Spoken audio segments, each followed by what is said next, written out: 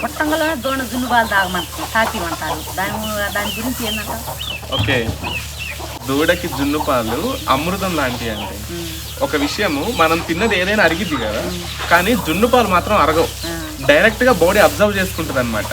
అంటే దాంట్లో విటమిన్ ఏను ప్రోటీన్స్ ఉంటాయి. ఆ ప్రోటీన్లో ఇమ్యూనోగ్లాబులిన్స్ అనేవి ఉంటాయి అన్నమాట.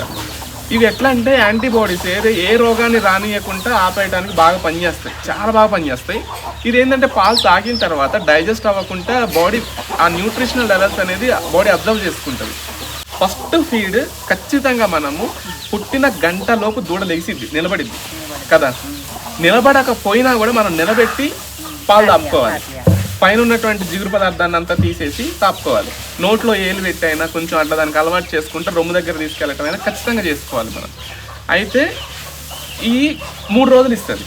ఈ జున్నుపాలు ఎట్లుంటే బాగా చిక్కగా ఉంటాయి కదా, పసుపు రంగులోనూ చిక్కగా ఉంటాయి. కనీసం రోజులో ఒక వారం రోజుల పాటు 3 పూటలు ఇప్పించాలి పాలు దూడకి. పాలు కూడా దాని శరీర బరువులో 10% ఇప్పించాలి.